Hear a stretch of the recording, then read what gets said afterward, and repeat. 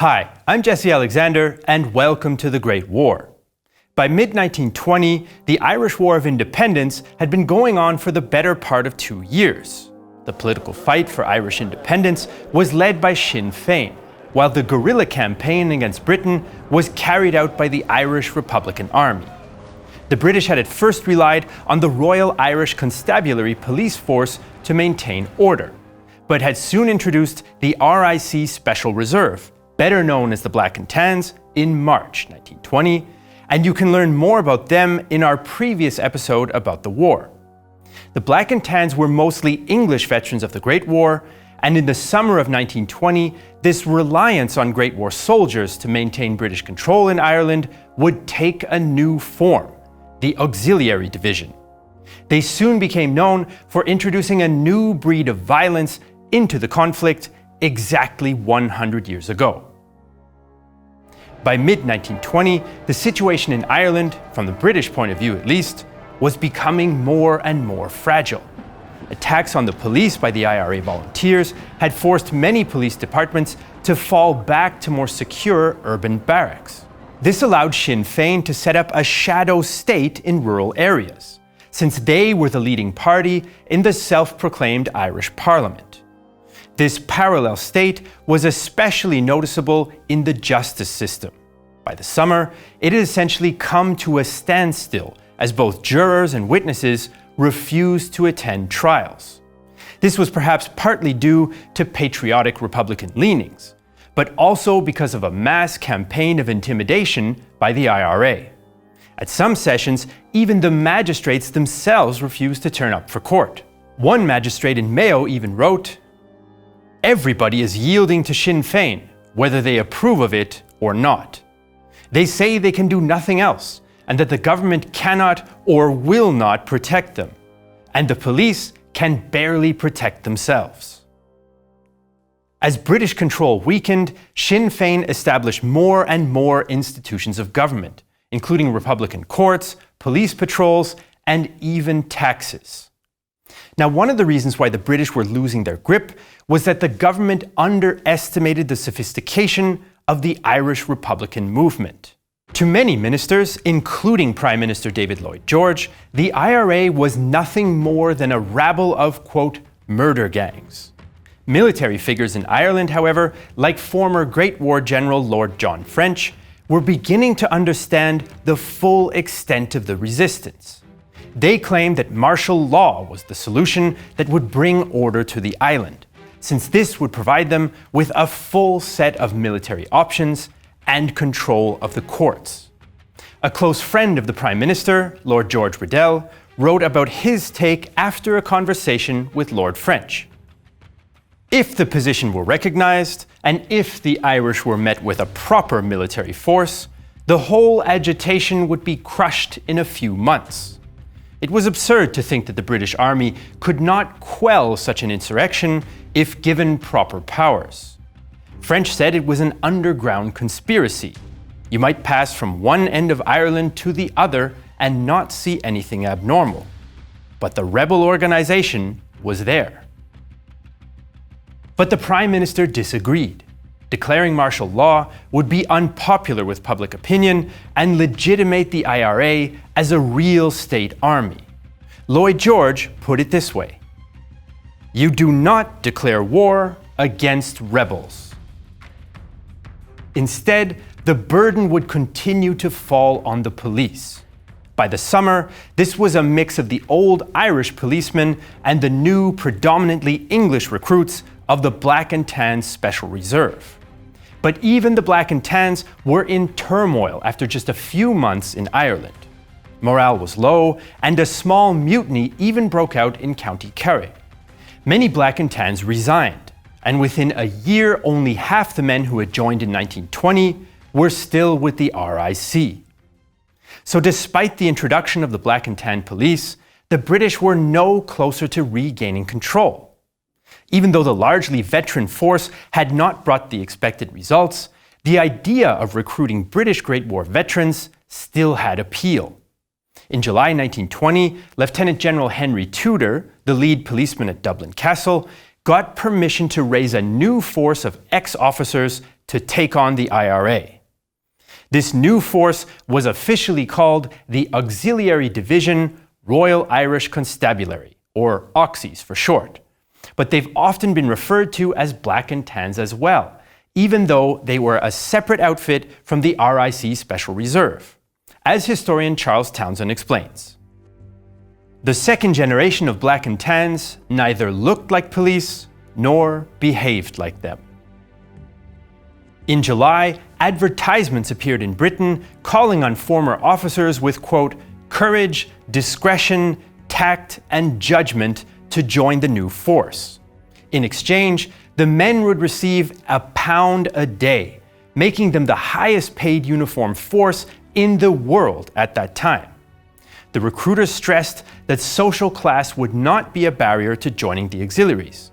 This was important, since class had been a key component of the British officer corps before 1916, but the Auxies would be mostly working and middle-class men. As more higher-class officers were killed during the Great War, rank-and-file men were promoted to take their place. But once the war ended, these working-class officers now found themselves shut out of the good jobs that their higher-class colleagues enjoyed. To them, the high pay in the auxiliaries was far better than a working-class wage. This meant the auxiliary division became a diverse group, including ex-officers from all parts of the United Kingdom, Canadians, New Zealanders, Australians, South Africans, and even Americans. And at least 10% were Irish. 1 in every 8 auxiliaries had been decorated during the Great War, including 3 Victoria Cross holders and a recipient of the French Médaille Militaire. In all, about 2,200 men joined the auxiliaries, about 2/3 of whom were in service at one time. Like their background, the auxiliary division's kit was also diverse. Much like the Black and Tans, there was a lack of official uniforms, and so the auxiliaries generally wore a mixture of military khakis topped off with the regulation tam o' shanter cap. And the rules about this sort of thing were lax. They were even allowed to wear open-thigh, low-slung hip holsters, as former auxiliary Bill Monroe recalled.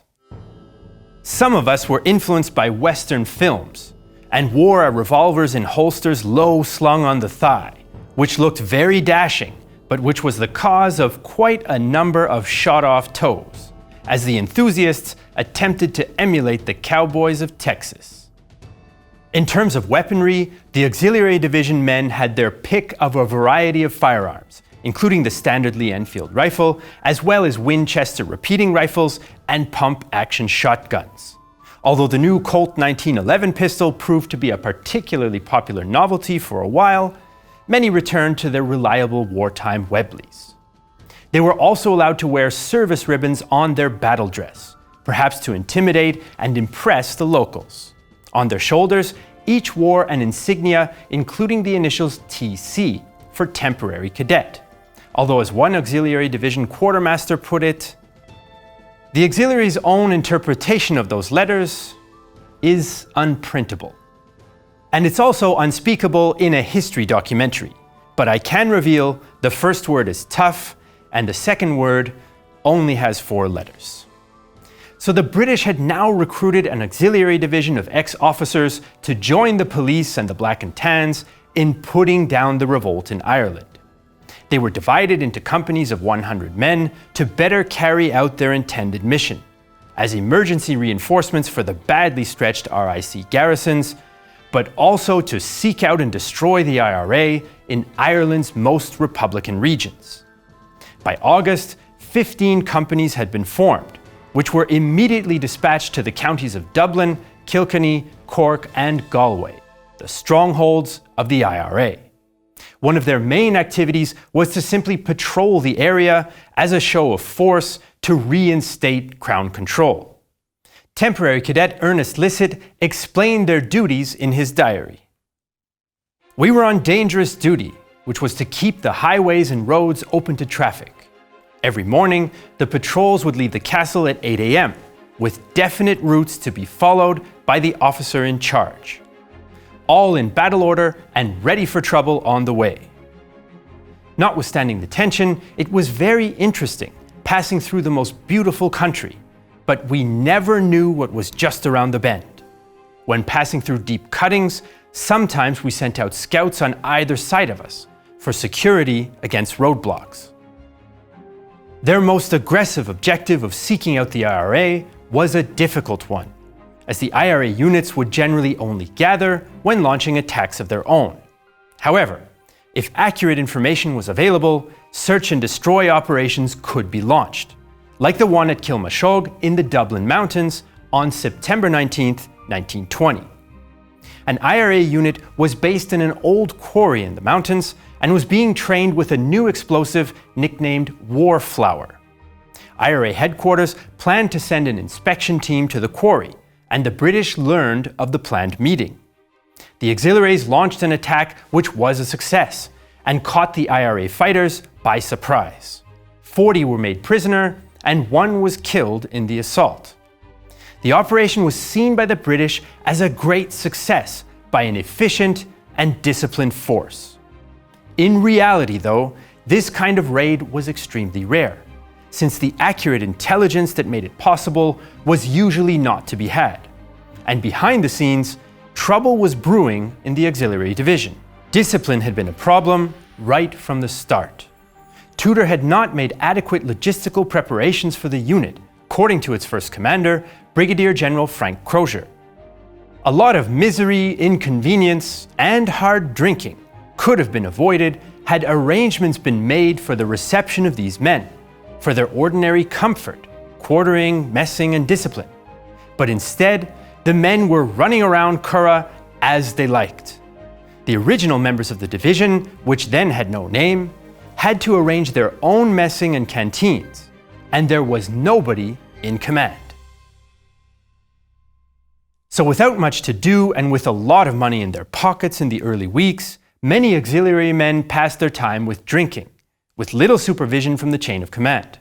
In one incident, RIC and auxiliary men ended up shooting at each other while drinking in a hotel.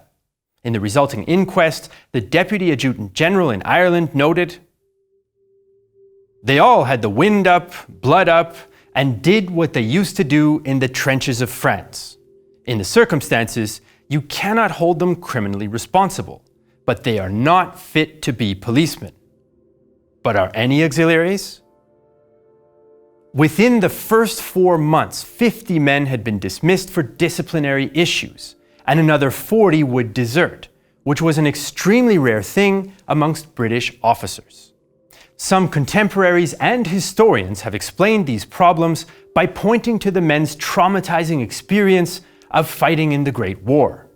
But a more likely explanation was the poor preparation, the lack of command structure, and the pressures of the situation in Ireland, which had much more in common with a counterinsurgency than with a traditional war.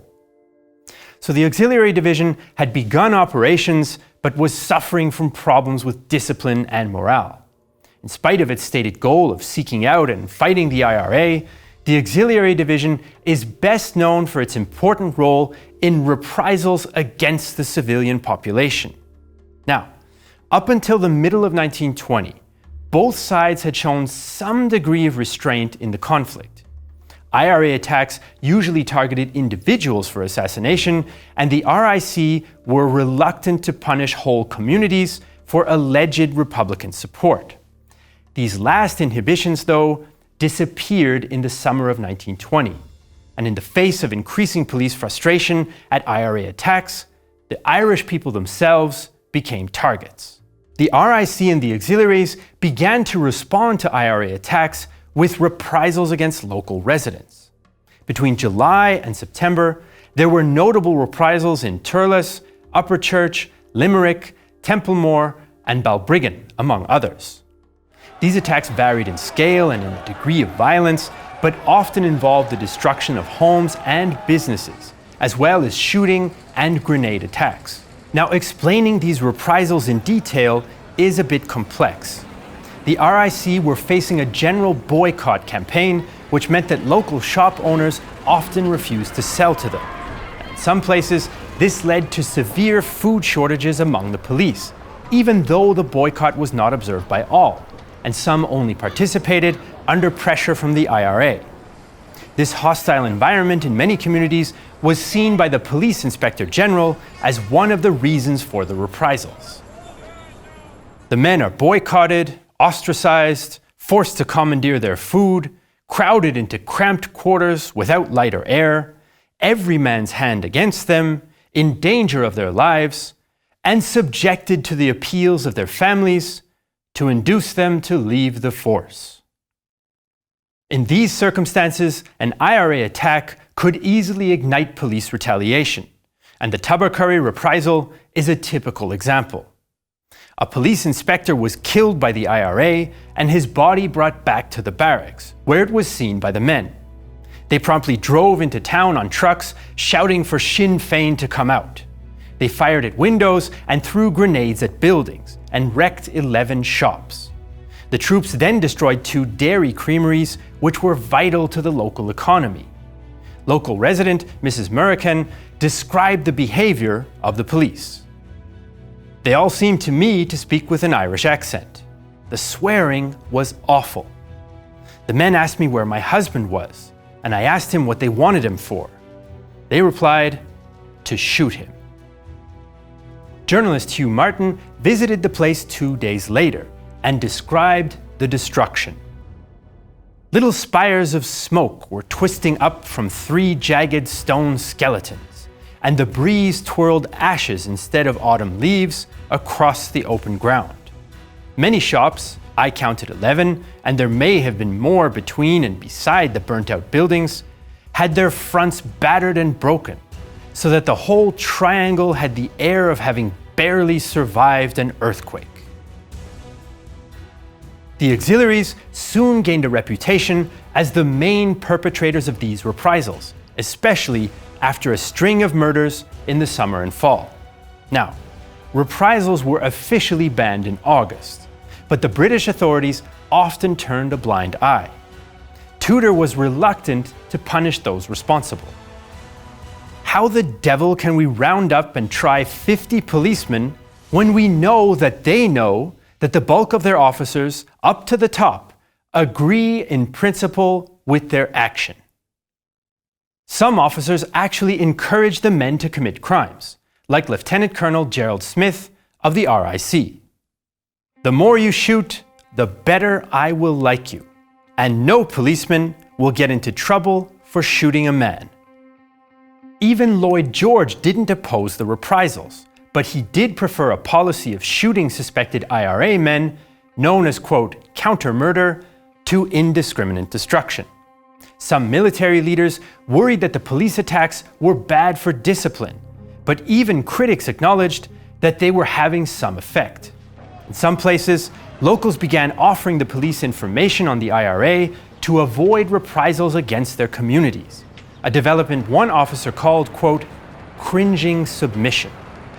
And so, as the conflict developed later into 1920, the villages and towns of Ireland had become battlegrounds in the war. For local residents, this meant that they had to navigate not only the danger of police reprisals, but the IRA's program of intimidation as well. Now, it's quite difficult to accurately estimate the degree of IRA support amongst the general population.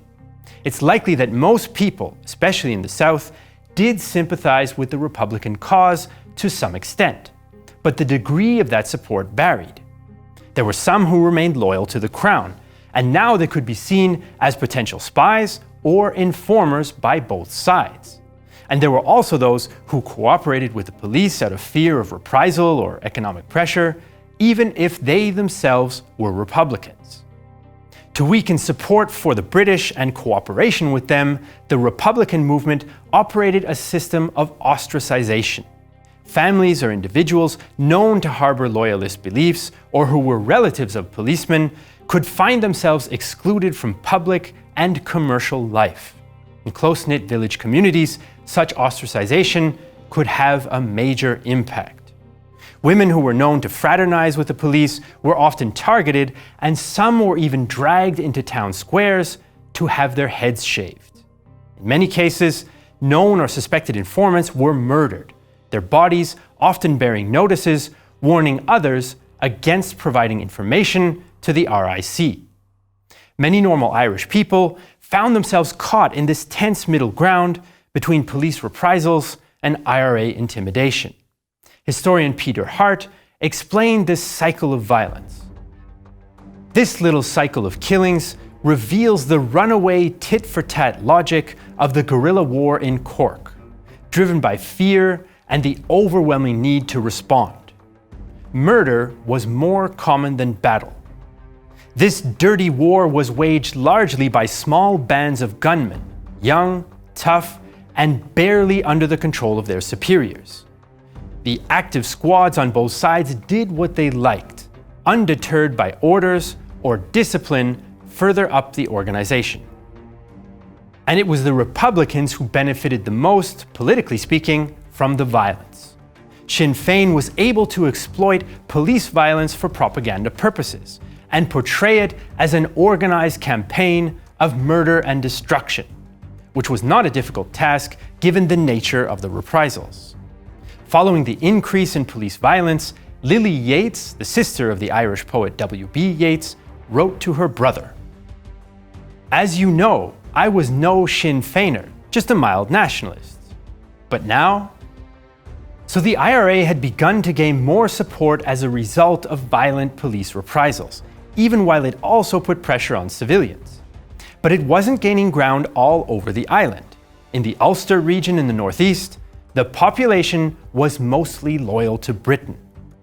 Now, back in the 1918 general election, Sinn Féin had swept to power across Ireland, except in the northeast counties, making up the region of Ulster.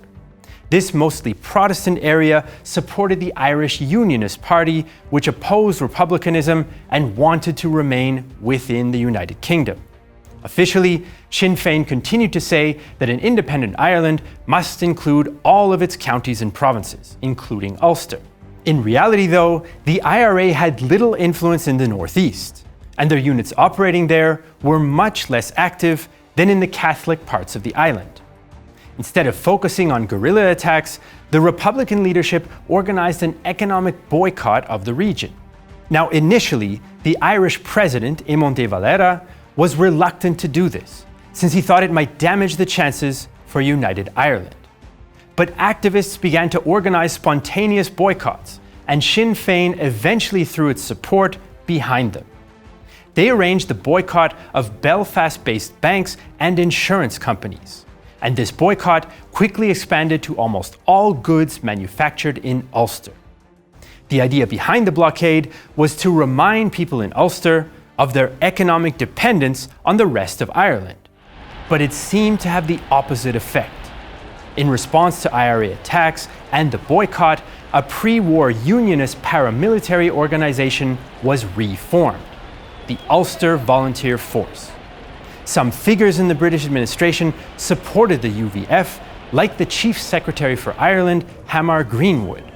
But others were worried that its resurgence could trigger even more violence.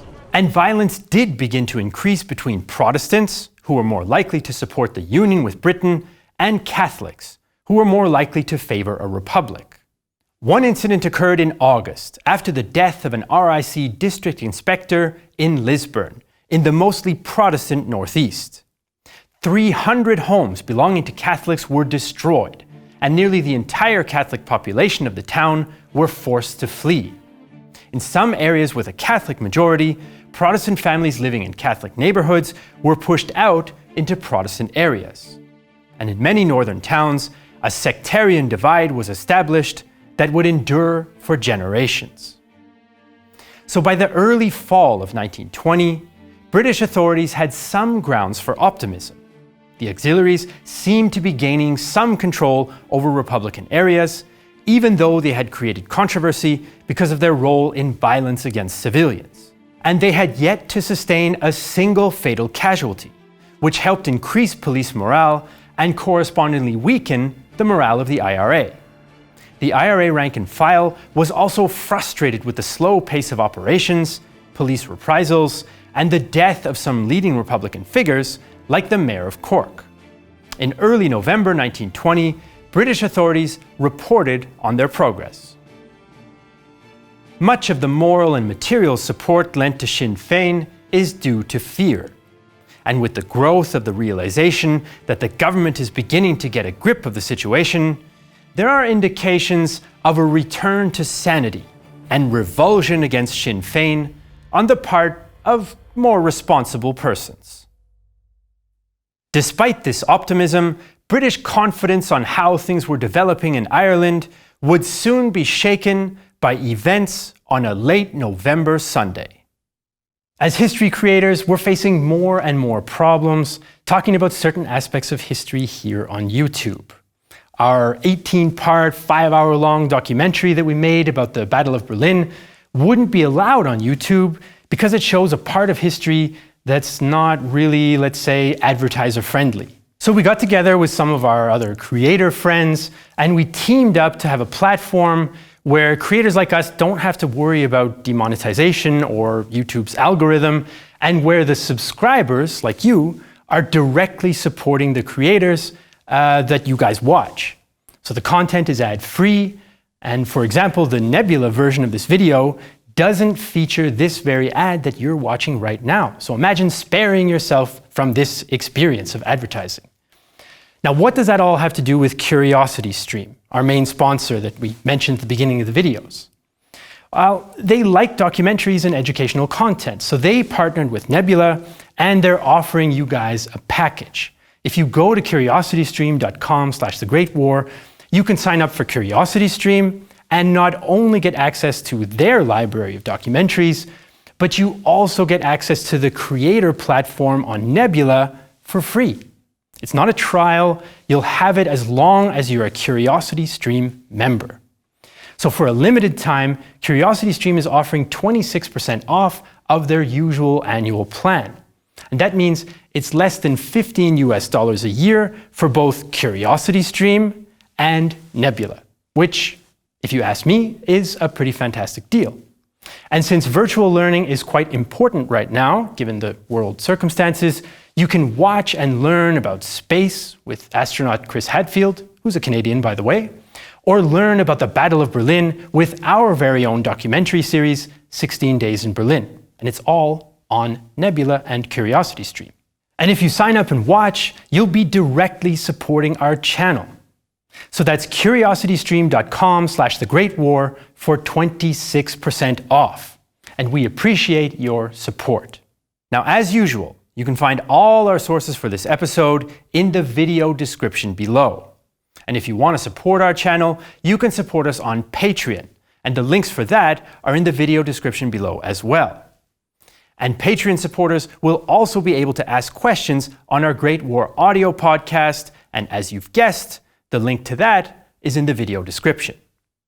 I'm Jesse Alexander, and this is The Great War 1920, a production of Real-Time History and the only YouTube history channel taking on all of the TCs on YouTube.